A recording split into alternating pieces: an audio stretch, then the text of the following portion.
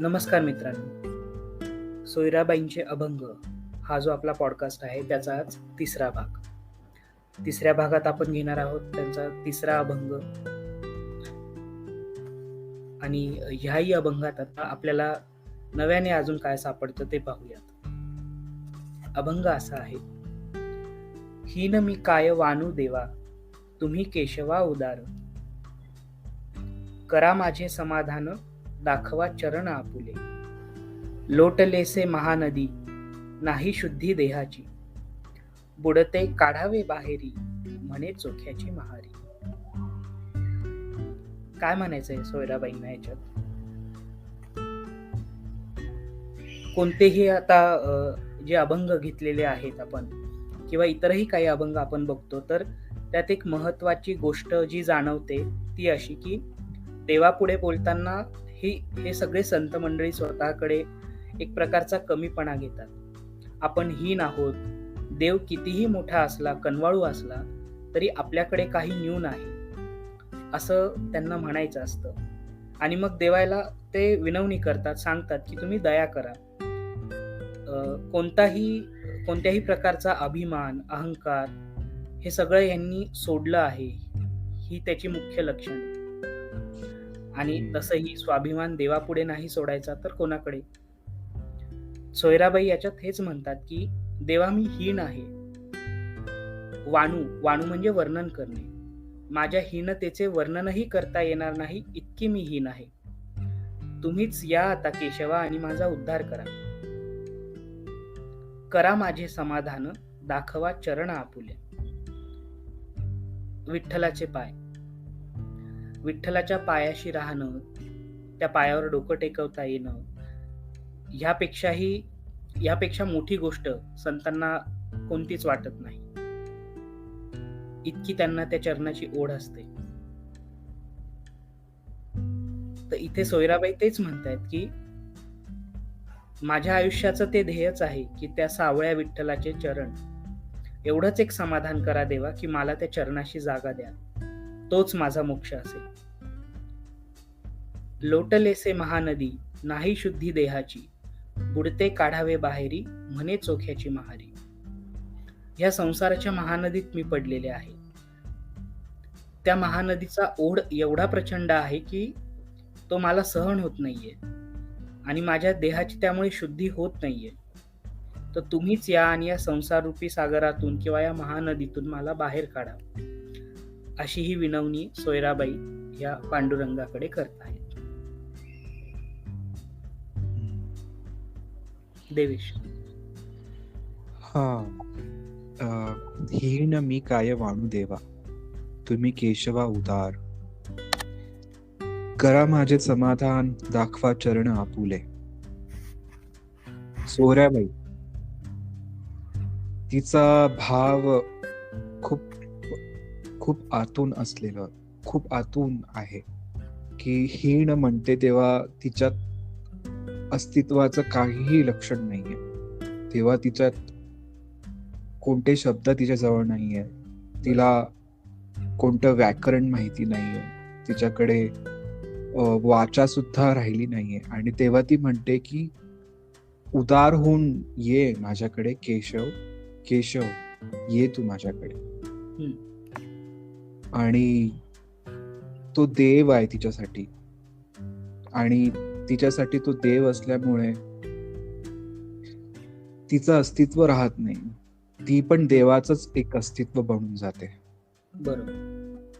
तिला वाटतं की तू जर मला तुझ्यासारखं समजलं तेव्हा माझं समाधान होणार आहे. करा माझे समाधान म्हणजे समाधान. तुम्ही तुमच्या समाधान करा, तुमच्या सोबत करा असं. आणि चरण दाखवा. चरणच पाहिजे तिला, बाकी काही नको, कारण की चरणातच तिची जागा आहे असं तिचं म्हणणं आहे. तिच्या देवाच्या कोणत्याही अस्तित्वामध्ये तिची जागा कुठे असेल तर चरणात असेल, आणि तिथेच ते तिला मिळेल तिचं समाधान, असं तिचं म्हणणं. नंतर ती म्हणते की लोटलेसे महानदी, नाही शुद्धी देहाची. बुडते काढावे बाहेरी, म्हणे चोख्याची महारी. चोख्याची महारी सतत म्हणायचं चोख्याची महारीनी, म्हणजे ती दिवस रात्र म्हणत असणार आहे. म्हणून तिच्या प्रत्येक अभंगात येतं की मी चोख्याची महारी, मी चोख्याची महारी. म्हणजे तिला कोणीही तिची ओळख सांगायची असेल, हा ती चोख्याची महारी आहे ना, बस असं. म्हणजे तिला स्वतःचं नाव आहे की नाही आहे आपल्याला माहिती नाही. लोटलेसे महानदी. स्वतंत्र अस्तित्वच आहे की नाही इथपर्यंत कदाचित तो प्रश्न जाऊ शकतो एक स्त्री म्हटल्यानंतर. हो, बरोबर. तर लोटलेसे महानदी आहे, तिच्या भोवती सगळीकडनं दाटून आलेला पूर आहे मोठा, आणि तरी त्या पुरामध्ये तिचं शुद्धीकरण होत नाहीये. हा देह तिच्यासाठी आहे. तो देह तिच्यासाठी का आहे, तो देह पण का आहे, असं तिला प्रश्न पडायला लागलाय की नाही होते, या देहाची शुद्धी नाही होते. इतका मोठा पूर आलेला असून सुद्धा, आणि त्या पुरात मी बुडालेली आहे, त्यातून बाहेर तरी काढा मला, अशी विनवणी इथे करते ती. खरं तर हा द्वैत अद्वैताचा आणि विशिष्ट अद्वैताचा एक प्रकार असतो. तो असा असतो की एकदा का म्हणजे आपण जेव्हा भवसागरात आहोत तेव्हा आपल्याला द्वैत जाणवतं की हा वेगळा, तो वेगळा, हा प्रकार वेगळा, असं आपण भिन्नता करत राहतो. त्याला द्वैत, ती पहिली पायरी. अद्वैताचा जेव्हा कळतं की हे एकच आहे, सगळीकडे समाधानच आहे, असं दुसरं काहीच नाही, की आपल्या व्यतिरिक्त काही नाही, हा अद्वैत येतो. आणि नंतर विशिष्ट अद्वैत येतं की त्याच्यात हा भाव येतो की माझं अस्तित्व चरणांशी आहे, मी कोणीही नाहीये, मी तुझ्यात असले तरी मी विशिष्ट तुझ्या चरणांशीच आहे, माझा अहंकार तू कधीच उघडू नये, अशी विनवणी करत राहणे म्हणजे विशिष्ट द्वैत. असं तीन प्रकारांचं पण एक मागे जे शंकराचार्य, मध्वाचार्य आणि द्वैतवाद हा मध्वाचार्यांचा, बरोबर? द्वैतवाद, हा द्वैतवाद, आणि अद्वैत हा शंकराचार्यांनी सांगितलेला. हो. आणि हा विशिष्ट अद्वैत ह्याचे प्रणेते कोण आहेत, सांगू शकशील का? विशिष्ट अद्वैत साधारणतः म्हणजे मला जेवढं माहिती आहे त्याच्यामध्ये मी एक पाहिलं ते स्वामीनारायण वाले जे असतात, स्वामीनारायण संस्थेतले, ते विशिष्ट अद्वैत पाळतात. त्यांचं पण द्वैतवादीच आहे, ते मध्वाचार्यांना पण मानतात, कारण की द्वैत आहेच ना, विशिष्ट अद्वैत मध्ये पण द्वैत आहे. बरोबर. तर अद्वैतामध्येच द्वैत नसतं कधीही. आपल्याला अद्वैतही माहित नसतं, आपल्याला विशिष्ट अद्वैतही माहित नसतं, आपण द्वैतातच सगळे आहोत, म्हणून आपल्याला ती कल्पना नसते. कारण की शंकराचार्यांना अद्वैत मिळालं होतं, म्हणून त्यांनी त्यांचा पुरस्कार केला. आणि असं आहे हे अभंग.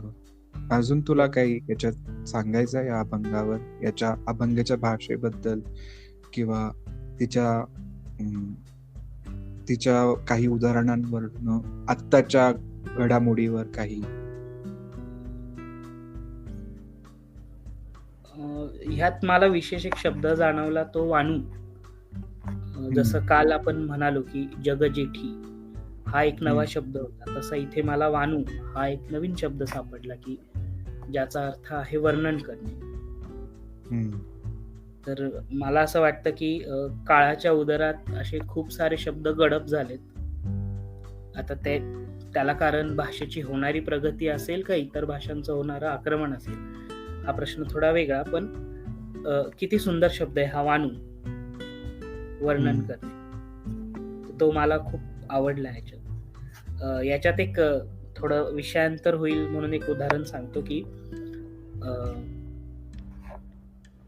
तुकारामांच्या अभंगामध्ये एक शब्द सापडतो, झडकरी, म्हणजे लवकर.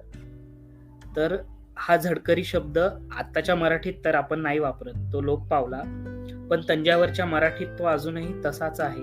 कारण साधारण तंजावरचं राज्य हे त्याच काळात स्थापन झालेलं, हम्म, तेव्हा तुकाराम महाराजांचा तो काळ होता. हम्म, आणि तंजावर मराठीवर तसं फारसं आक्रमण न झाल्यामुळे इतर भाषांचं, हम्म, तो तो शब्द म्हणजे झडकरी हा शब्द, त्याच्यानंतर वेगळे वेगळे याच्यासाठी विध विध हा शब्द, आणि खूप हा शब्द त्यांना माहिती नाही, ते खूप साठी अजूनही उदंड हाच शब्द वापरतात. बरोबर. तर हे त्या काळातले जे मराठीतले विशेष शब्द असतील ते दुर्दैवाने आता लोप पावलेत, पण ठीक आहे, ह्या निमित्ताने आपण ते पुन्हा आपल्या श्रोत्यांसमोर आणूयात. आपणही त्याचा अर्थात अभ्यास करतच आहोत, पण श्रोत्यांसमोर आणूयात आणि प्रयत्न करूयात की आपली मराठी आहे तशीच राहील. हम्म. मलाही आता मी परत एकदा पाहिलं की महानदी हा जो शब्द आहे, हम्म, तर महानदी हा शब्द वापरलाय, त्याचे अर्थ आपण माया म्हणून आपण घेऊ शकतो. बरोबर. आणि मायेची 2 प्रकारे आपण विभागणी करू शकतो. कारण असं वाटतं की माया म्हणजे काय, खूप त्रास, खूप आपण मायेत अडकलो आहोत, ममता, याच्यामुळे खूप त्रास होतोय आपल्याला. बरोबर. तर मुळात मायाचे पण 2 रूप असतात, की ती काळजी घेणारी असते, पालन करती असते.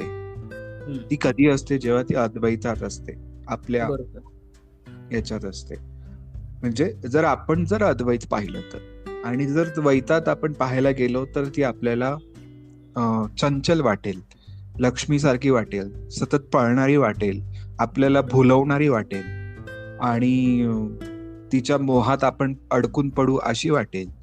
अशी ती माया असते, आणि ती महानदीच असते. आता सोयराबाईंना तर द्वैत काय अद्वैत काय, तिला तर विशिष्ट अद्वैतच मिळालंय. तिला तर महानदी ती अशा पद्धतीने इथे सांगते इतर आपल्या सामान्य जनांसाठी की ही महानदी आहे. आपण ती एक खूण समजून घ्यायची की तिला महानदी म्हणजे म्हणायचं काय की तू जसा म्हणाला की हे मोठं भवसागर आहे, काय संसार जाळ्यात आपण अडकलो आहे, पण मी म्हणतोय की ते एक मायाचं रूप आहे की ते सगळ्या बाजूने दाटून आलेला भाव आहे, तो अद्वैताचा पूर्ण दाटून आलेला भाव आहे, त्याच्यामध्ये असलेली ती देहाच्या रूपाने उभी आहे, आणि तिला वाटते की हा देहच नसता तर मला किती छान झालं असतं, मी याच्यातच समग्र रीतीने राहिले असते.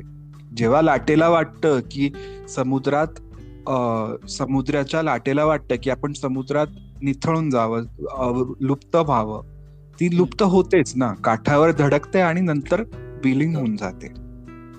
निसर्गाचं चक्र तसं असतं की एक द्वैत उभारतं आणि नंतर ते अद्वैत होतं आणि नंतर ते लुप्त होतं. विशिष्टाद्वैतामध्ये आपल्याला कळतच नाही की आपण कुठे आहोत, आपलं अस्तित्व नाहीच असतं तिथे, असं आहे. आणि बुडते काढावे बाहेरी असं तेव्हा जी म्हणते, तर बुडते म्हणजे काय की आपण बुडालो आहोत, आपण रसातळाला गेलो आहोत, आपल्यासाठी आपल्याला वाटतं की खूप चहूबाजूने आपल्याला खूप वेढून घेतलंय, भय आहे, काही आखरीत आलंय असं आपल्याला वाटत राहतं. ती जाणीव बुडते या शब्दातून ती जाणीव सोयराबाई ते सांगतात. आणि ती काढावे बाहेरी, तिला म्हणायचं की याच्यातून बाहेर निघतो आपण. जसं की म्हणतात, बुद्ध म्हणतात की दुःखाचा मार्ग आहे, दुःख निवारणाचा मार्ग आहे. दुःखाच्या मुळाशी आपण जाऊ पण शकतो आणि तिथून आपण निघू पण शकतो, असं इथे तिला सांगायचं की बुडते काढावे बाहेरी म्हणे चोख्याची महारी. म्हणजे किती साध्या शब्दातून तिने एवढा मोठा बोध दिलेला आहे इथे. मला ही दुसरी बाजू या ओळीची खूप आवडलेली की त्याचे दोन्ही पाठ होऊ शकतात. की तू जसं म्हणाला, माझ्या मते ती एक संसाररूपी नदी आहे आणि त्याच्यात काही माझी शुद्धी होणार नाही, तर तुम्ही मला बाहेर काढा. पण हा जो तू सांगितलेला दुसराही अर्थ की ती महानदी आहे कुठली, की जिला पूर खुद्द पांडुरंगानेच आणलेला आहे. हो, आणि त्या पुराचा ओढा सोयराबाईंना सहन होत नाहीये, कारण त्या म्हणतात की मी हीन आहे, तर तुम्हीच आता मला, मी गटांगळ्या खाते तर बाहेर काढा. हो, अगदी अगदी बरोबर. म्हणजे किती अगदी दोन्ही अर्थाने बघायला गेलं तर अ, ते शब्द किती छान होत आहेत. आणि तू आणि मागच्या चर्चेत मला एक सांगितलं होतंस, की त्या देहाच्या शुद्धीविषयी बोलताय. त्यांना हम्म, मनाची शुद्धी अभिप्रेत नाही, बुद्धीची नाही, भावाची पण नाही. हम्म, देहाच्या हम्म, शुद्धीविषयी त्या बोलतायत आणि देहाची शुद्धी होत नाही, ती हम्म, सीमित आहे. हे हम्म. त्यांना दर्शवायचं आहे. याविषयी थोडं अजून सांगशील का? हो, कारण की तिथे ती म्हणते की नाही शुद्धी देहाची. आपल्याला वाटतं की नाही शुद्धी देहाची, आपल्याला वाटतं की अरे हो, आपला देह अगदी अपवित्र आहे. आपण कितीही हसतोय तरी ते शुद्ध का होत नाही, शुद्ध का होत नाही, असा अर्थ वरवर आपल्याला वाटतोय. म्हणजे त्याच्यामध्ये म्हणजे तो आहे, अर्थ तोच आहे. आणखीन एक अर्थ असा की नाही शुद्धी देहाची. अरे देहाची शुद्धीच नाहीये, असंही तिला म्हणायचं की देहाची शुद्धी होऊ शकते का? आपलं हाड मांस जे पंचमहाभूतांनी येतं आणि ते विलीन होऊन जातं, त्याच्यामध्ये काही आपण रगडून रगडून शुद्ध करणार आहोत. ते आपल्याला परत करावे लागतात. जे आपलं नाही ते आपण शुद्ध, त्याच्याबद्दल आपण असा भाव कधी करू शकतो का की ते आपण शुद्ध करू? त्याच्यामध्ये आपलं काहीच होऊ शकत नाही, जे आपल्याकडे नाहीये. म्हणून देह हा शब्द वापरलाय, कारण की तिथे भाव नाहीये, तिथे मन नाहीये. देह वापरलाय कारण की तो नश्वर आहे. त्याला बरोबर. कधीही नाही शुद्धी म्हणजे नश्वर, देह नश्वर असं तिला सांगायचं आहे तिथे. अशीच एक गमतीशीर ओळ आहे, की जी तुकारामांच्या नावाने बऱ्याच वेळा खपवली जाते, की निर्मळ नाही मन तर काय करील साबण. तशा प्रकारचं आहे. पण साबण शब्द होता का तेव्हा? साबण ही संकल्पना तशी बरीच जुनी आहे. पण तेव्हा साबण हा प्रकार फार दुर्मिळ होता आणि श्रीमंत किंवा राजे लोक वगैरे ह्यांच्यासाठीच तो उपलब्ध असेल असं मी वाचलेलं आहे. अच्छा. त्यामुळे जरा ह्याच्याविषयी डाऊटच आहे, की ते खरंच तुकारामांच्या ओळी आहेत का, जसं कुठली गोष्ट रुवीच्या नावे हल्ली खपवली जाते तसं असू शकतं. बरोबर आहे. तर असा हा सोयराबाईंचा अभंग. आता हा तिसरा अभंग आपण घेतला तर माझ्या मते ही एक एक पायरी पुढेच जाऊ आपण, की जितकं शोधायला जाऊ त्याच्यात अजून अजून आपल्याला हाती लागत जाईल नव्याने. आणि माझ्या मते आपले श्रोते सुद्धा यातनं काहीतरी अजून आपल्याला नवं सांगू शकतील कदाचित, अशी मी अपेक्षा करतो.